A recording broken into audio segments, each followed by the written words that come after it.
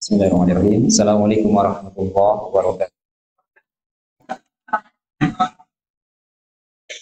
Alhamdulillah ala ihsani wa syukru lahu ala taufiqihi wa amtinani.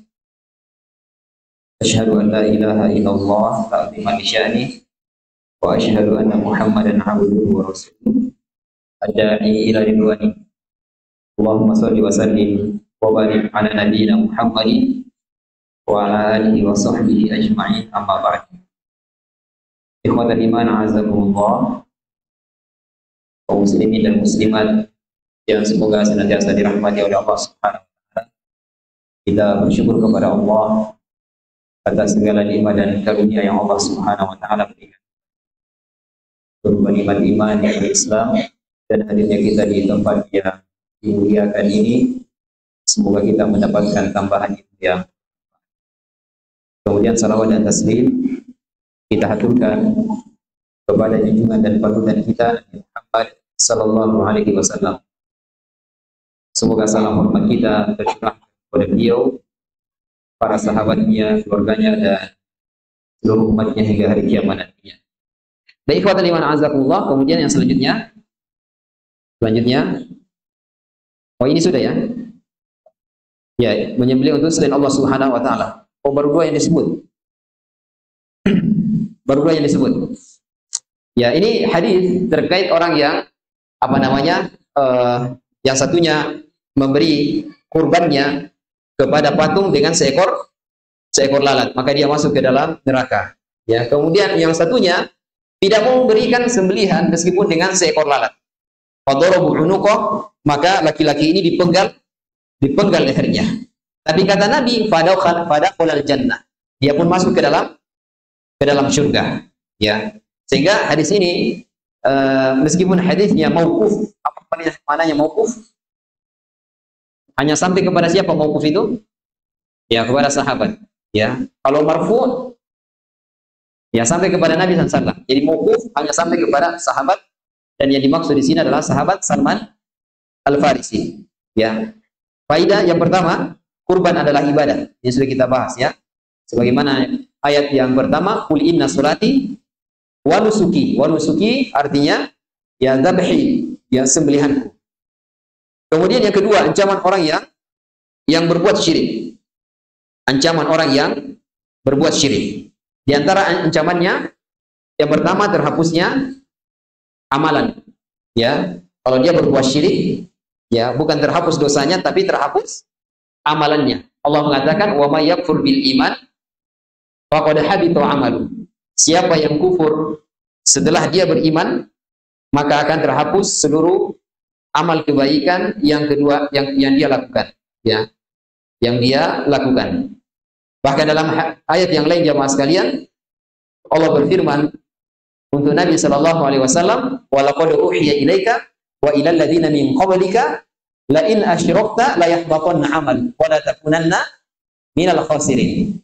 Sungguh telah diwahyukan kepada wahai Muhammad dan orang-orang sebelummu, la in asyrakta, kalau engkau berbuat syirik kepada Allah Subhanahu wa taala, maka akan terhapus seluruh amal kebaikan yang kamu lakukan, wa la takunanna minal khasirin, dan engkau termasuk orang yang menyesal di hari kiamat nantinya. Ya, yang kedua yang terhapus tempat kembali neraka. Neraka tempat kembali. Neraka tempat kembali. Neraka tempat kembali. Allah Subhanahu wa taala berfirman, innahu may yusyrik billah faqad harramallahu alaihi jannah wa ma'wahu nar wa ma lidh-dhalimin min ansar. Ya. Innahu may yusyrik billah, sesungguhnya orang yang berbuat syirik kepada Allah Subhanahu wa taala, faqad harramallahu alaihi jannah, maka diharamkan surga untuknya, wa ma'wahu nar, dan tempat kembalinya adalah neraka. Ya, neraka tempat kembali. Jadi selain diharamkan surga, maka tempat kembalinya orang yang berbuat syirik adalah neraka. Wa ma lidh-dhalimina min ansar, dan tidak ada penolong bagi orang-orang yang berbuat zalim. Ya, zalim di sini maksudnya apa? Ma mana zalim di sini? Tidak ada penolong bagi orang yang berbuat zalim. Ma mana adzulmu huna? Ha? Ma mana adzulmu? Ya, asyirku. Ya, adzulmu bimana asyirku. Ya, inna syirka la dzulmun azim. Sesungguhnya kesyirikan itu adalah kezaliman yang paling besar. Dan Nabi mengatakan dalam hadis yang lain, adzulmu zulumat yaumil qiyamah. Kezaliman itu adalah kegelapan di hari kiamat. Orang-orang yang paling gelap nantinya di hari kiamat adalah orang-orang yang berbuat syirik kepada Allah Subhanahu wa taala. Ya, orang-orang yang menduakan Allah Subhanahu wa taala. Makanya jemaah sekalian, disebutkan dalam surat Al-Baqarah, yakadul barqu yakhtafu absarahum kullama adha'a lahum masyaw fi wa idza adlama 'alaihim qam. Ini keadaan orang-orang yang kafir, yang ingkar kepada Allah Subhanahu wa taala. Ketika ada, jadi perumpamannya itu gelap sekali. Ketika ada kilat, maka terang jalannya, maka mereka melangkah. Ketika hilang kilatnya, maka mereka berdiri, diam. Ada lagi kilat, baru dia melangkah lagi. Ya, sehingga kesyirikan jamaah sekalian, ini kegelapan di hari kiamat nantinya. Kemudian yang ketiga, dosa tidak diampuni. Dosa tidak diampuni. Ini ancaman orang yang berbuat syirik, ya. Berbuat syirik. Ya, dosanya tidak diampuni kalau dia meninggal di atas ya kesyirikan. Tapi kalau dia bertobat, misalnya dia berbuat syirik, datang ke sungai-sungai misalnya, ya bawa makanan di sana, memberikan kepada arwah-arwah yang diyakini di sana, ya. Atau roh-roh yang menjaga dia alirkan makanan, atau mungkin sembelihan seperti ayam, seperti kambing, maka dia berbuat syirik kepada Allah Subhanahu wa taala. Nah, setelah itu dia bertobat, dia meyakini, oh ini salah, ini tidak benar. Dia memohon ampun kepada Allah Subhanahu wa taala. Pertanyaannya, apakah dosanya diampuni atau tidak? Diampuni atau tidak sebelum meninggal? Ya, diampuni oleh Allah Subhanahu wa taala. Karena Allah mengatakan, "Innallaha yaghfiru dzunuba jami'a." Allah Subhanahu wa taala mengampuni segala dosa. Dosa apa saja Allah ampuni. Tapi kalau orang sudah meninggal dunia, meninggal di atas kesyirikan, tidak. Ya, dosanya yang syirik ini tidak diampuni oleh Allah Subhanahu wa taala. Adapun dosa-dosa besarnya, mungkin dia pernah berzina, mungkin dia pernah mencuri, wal iyadu billah, maka ini tahta masyiatillah. Tahta masyiatillah. Ini ya di bawah artinya terserah Allah Subhanahu wa taala. Kalau Allah mau ampuni nanti di hari kiamat, Allah ampuni. Kalau tidak, maka Allah tidak ampuni. Tapi syirik, kalau dia meninggal di atas kesyirikan, tidak diampuni oleh Allah Subhanahu wa taala. Paham tu mola? Paham tu? Ya. Baik, kemudian yang ketiga, faedah yang ketiga. Ini yang cara berbuat syirik yang ketiga. Ya. Yang ketiga, antum ringkas saja yang ketiga ini. Jadi, laki-laki yang masuk ke dalam neraka ini, dia berkorban dengan seekor apa tadi? Lalat. Lalat ini kecil atau besar? Kecil sekali. Kecil sekali lalat. Dia berkorban dengan seekor lalat untuk patung. Ternyata hal tersebut memasukkan menjadi sebab dia masuk ke dalam neraka. Bagaimana dengan orang yang menyembelih ya atau berkorban dengan sesuatu yang lebih besar daripada itu? Maka ancamannya jauh lebih besar. Misalnya dengan seekor ayam, seekor kambing, seekor kerbau, atau mungkin bagian-bagian kecil dari binatang tersebut. Ya, kepala ayam, kepala kambing, kepala kerbau, kepala sapi, maka ancamannya jauh lebih besar jamaah sekalian. Ya. Jadi apa ringkasannya itu? Ya, antum ringkasnya. Buat seringkas-ringkasnya, yang penting antum bisa memahami. Artinya jamaah sekalian, kalau yang kecil saja, ya lalat yang kecil ini bisa memasukkan seseorang ke dalam neraka. Ya, gara-gara dipersembahkan kepada selain Allah Subhanahu wa taala, maka yang jauh lebih besar daripada itu, ya, lebih besar ancamannya di sisi Allah Subhanahu wa taala. Baik, yang keempat, ya. Yang keempat, pentingnya belajar tauhid. Pentingnya belajar tauhid. Ini penting jamaah sekalian, ya. Sangat penting sekali. Ketika dalam keadaan terdesak, ketika orang belajar tauhid, maka dia akan terselamatkan. Dia akan terselamatkan. Ya. Apalagi dalam kondisi yang sangat kita lemah. Apakah itu dalam keadaan sakit, apalagi kita diancam. Biasanya orang di situ teruji. Apakah tauhidnya itu lurus atau tidak? Biasanya teruji di situ. Sehingga kita dalam keadaan lemah, itu sandarannya jangan sampai hilang. Yang sampai kita bertahun-tahun belajar tauhid, tapi dalam keadaan terjepit, ya kita hancur, ya kita berbuat syirik kepada Allah Subhanahu Wa Taala. Wa niyadzubillah. Jadi belajar tauhid itu sangat penting sekali, ya sangat penting. Kemudian jamaah sekalian, Syekh Utsaimin memberikan pertanyaan seperti ini. Hal aula lil insani idza ukriha 'alal kufri ayasbira walau qutil aw yuwafiq zahiran wa yata'awwal. Jadi kondisinya begini sekarang. Jadi ini laki-laki, yang satunya dia dipersilakan untuk melanjutkan perjalanan karena dia sudah berkurban dengan seekor lalat. Meskipun ujungnya dia divonis oleh Nabi masuk ke dalam neraka. Adapun yang satu tidak mau dia. Pokoknya dia bertahan. Saya tidak mau memberikan sembelihan saya kepada patung. Tapi ujung-ujungnya dia disembelih, dia dibunuh. Nah sekarang Syekh Utsaimin mengatakan seperti ini. Mana yang lebih utama? Apabila seseorang dipaksa untuk kafir, kemudian dia bersabar tapi ujungnya dibunuh. Ya, ujungnya dibunuh. Jadi pilihannya begini. Ya. Jadi yang pertama sabar tapi ujungnya dibunuh. Atau yang kedua, ya. Yang kedua, zahir dia mengatakan kafir. Tapi batin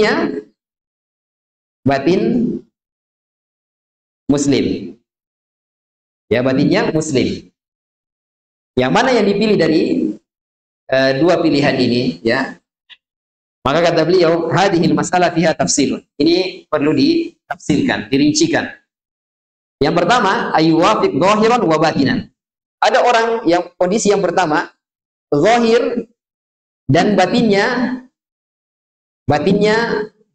sama. Yaitu dia kafir. Jadi zahirnya dia mengatakan, kalau dia kamu kafir, kata dia, saya kafir. Batinnya juga ikut mengatakan kafir. Maka ini haram. Ini sama dengan murtadnya seperti ini. Sama dengan dia murtad. Baik, antum paham ya? Ini kondisi yang pertama. Kondisi yang kedua, tsaniyan ayyuwafiq zahiran la batinan walakin yaqsidu at-takhallus minal iqrar. Fa hadza jaizun. Kondisi yang kedua, zahirnya setuju. Kamu kafir, kata dia, ya saya kafir. Tapi hatinya kafir, ikut kafir atau tidak? Ya dia tidak ikut kafir. Dia tetap mengingkari, saya ini di atas keimanan. Saya ini di atas keimanan. Meskipun mungkin lisan saya mengatakan saya kafir. Maka ini kata beliau fahada jaizun. Ini la yadur. Ya tidak memudaratkan keimanannya. Jadi zahirnya setuju, ya setuju. Kemudian batinnya tidak setuju. Tidak setuju. Maka kata beliau, ini tidak memudaratkan keimanan, artinya dia boleh. Ya. Boleh dia mengucapkan hal tersebut. Dan ini dilakukan oleh salah satu sahabat Nabi sallallahu alaihi wasallam, namanya siapa? Siapa yang disiksa dulu itu? Namanya Ammar bin Yasir. Ya, Ammar bin Yasir. Dia punya ayah namanya siapa? Ammar bin Yasir. Namanya siapa? Yasir. Ya, Yasir. Kemudian punya istri namanya Sumayyah. Jadi ini dua sahabat Nabi SAW. Suami istri. Tapi di bawah kendalinya Abu Jahal. Karena ketika itu kabilahnya, puncaknya, bosnya itu adalah Abu Jahal. Maka ketika keduanya masuk ke dalam agama Islam, Abu Jahal menyiksa kedua ini. Dan anaknya juga Yasir. Jadi tiga orang ini disiksa oleh Abu Jahal. Kemudian yang satunya dibunuh, ditombak di kemaluannya, yaitu istrinya Yasir, Sumayyah. Kemudian suaminya juga meninggal dunia. Maka ketika Nabi lewat, belum meninggal, Nabi mengatakan, sobran ya ala Yasir, fa inna mau'idakum al-jannah. Bersabarlah wahai keluarga Yasir, karena tempat kembali kalian adalah surga. Sehingga dari hadis ini jamaah sekalian, para ulama mengatakan di antara sahabat yang divonis oleh Nabi masuk ke dalam surga adalah Sumayyah dan Yasir. Karena keduanya syahid. Dan wanita yang pertama kali syahid dalam Islam ini dia, Sumayyah. Ketika masih di Mekah. Nah, keduanya punya anak. Siapa namanya tadi? Siapa namanya? Aku lupa. Ammar, ya Ammar ya. Jadi Yasir punya anak namanya Ammar. Nah, Ammar ketika itu sudah melihat orang tuanya sudah meninggal. Ya, orang tuanya sudah meninggal, maka dia dipaksa untuk kafir. Maka dia mengatakan, saya kufur kepada Allah Subhanahu wa taala. Dia pun melaporkan hal ini kepada Nabi sallallahu alaihi wasallam, maka turunlah ayat di dalam surat Al-An'am, wa qalbuhu mutmainnun bil iman. Ya, siapa yang dipaksa untuk kafir, kemudian hatinya itu tetap tumakninah dengan keimanan, maka ini tidak dimurkai oleh Allah Subhanahu wa taala. Tapi orang yang lapang hatinya dengan kekafiran, artinya dia mengatakan saya kafir, kemudian hatinya juga ikut kafir, maka fa'alaihi ghadabullah, baginya murka Allah Subhanahu wa taala. Ya. Kemudian yang ketiga apa ini? Allah yuwafiq zahiran wala batinan wa yuqtal wa hadza jaizun wa huwa minas sabr. Yang ketiga jamaah sekalian, zahir dan batinnya menolak. Maka ini bagus ya, jaiz, boleh. Nah, ini yang apa namanya? Bagus jamaah sekalian. Ini bagus karena dia bertahan di atas kebenaran sebagaimana yang tadi, yang orang yang masuk ke dalam surga gara-gara seekor lalat, ya, boleh. Kemudian Syekh Utsaimin memberikan lagi pertanyaan. Dari dua ini untuk melihat mana kira-kira yang lebih utama. Yang dua itu. Zahirnya setuju, tapi batinnya tidak setuju. Kata beliau boleh. Jadi kamu kafir, kata dia, saya kafir, tapi hatinya ya di atas keimanan. Paham di sini? Yang kedua, kamu kafir, tidak, saya tidak mau kafir. Ya, maka dia dibunuh. Nah, mana yang lebih afdal di sini, mana yang lebih utama? Kata beliau ringkasannya begini. Ini panjang sekali yang beliau sampaikan. Ringkasannya dilihat orangnya. Kalau misalnya dia di posisi yang pertama ini, ya, dan dia kondisinya ini manfaatnya untuk umat bagus sekali. Dari segi ilmu misalnya, atau dari segi harta dia banyak membantu orang, ya, sehingga dia harus mengambil poin yang A ini, maka itu boleh juga, tidak ada masalah. Ya. Tapi kalau dia ambil yang B ini, karena juga memikirkan masalah agama, maka ini juga bagus. Jadi lihat kondisinya, intinya dilihat kondisinya. Siapa contohnya yang di B ini? Siapa contohnya? Kata beliau Imam Ahmad.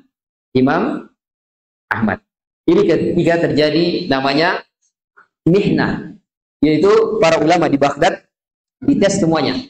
Apakah Al-Quran itu makhluk atau kalamullah? Apakah Al-Quran itu makhluk atau kalamullah? Kalau antum ditanya yang mana? Makhluk atau kalamullah? Ya, kalamullah. Ya.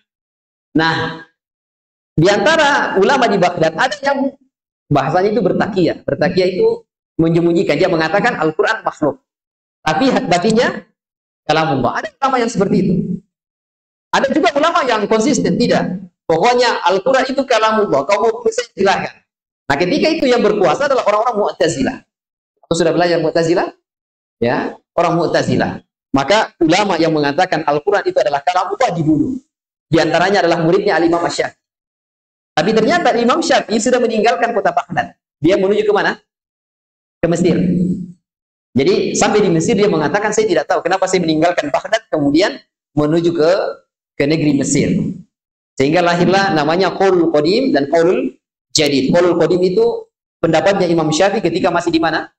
Di Baghdad. Kemudian Qaulul Jadid pendapat yang baru ketika sudah di Mesir, ya. Nah, di antara muridnya Imam Syafi'i ada yang dibunuh karena dia bertahan. Pokoknya Al-Quran adalah kalamullah bukan makhluk. Imam Ahmad dia bertahan juga. Dan dia orang yang paling terkenal dalam peristiwa mihnah ini. Dia mengatakan Al-Quran kalamullah bukan makhluk. Sampai-sampai jamaah sekalian, Imam Ahmad itu, ya sekelas Imam Ahmad itu dipenjara. Kemudian dia dipukul dari belakang, Kata dia, kalau dipukulkan kepada anak unta, maka anak unta itu jatuh. Saking kerasnya pukulan. Kebayangkan ya. Tapi setelah itu jamaah sekalian, Imam Ahmad malah terkenal. Dan pendapat bahwa Al-Quran itu adalah kalam Allah malah jauh lebih tinggi dan lebih terkenal. Sehingga paham Mu'tazilah setelah itu hilang jamaah sekalian. Nah ini apa namanya kata beliau, kata Syaikhul Utsaimin, lihat ya mana maslahatnya, mana mudaratnya ya. Subhanallah. Baik jamaah yang dimuliakan oleh Allah Subhanahu wa taala. Jadi kalau saya membaca kitab Syaikhul Utsaimin, beliau sangat ahli sekali dalam masalah metode dakwah. Ahli sekali beliau, subhanallah. Dalam menimbang maslahat dan mudarat itu pintar sekali beliau. Saya kira sampai di sini jamaah sekalian apa yang bisa kita sampaikan. Nanti kita lanjutkan pada pertemuan yang akan datang insyaallah. Semoga Allah berikan taufik kepada kita semuanya, menjauhkan dari kesyirikan dan juga berbuat bid'ah kepada Allah. Semoga Allah mengikhlaskan seluruh amalan kita, zahiran wa batinan. Ya, kita tutup dengan doa kafaratul majlis. Subhanakallahumma wa bihamdika asyhadu an la ilaha illa anta astaghfiruka wa atubu ilaik. Assalamualaikum warahmatullahi wabarakatuh.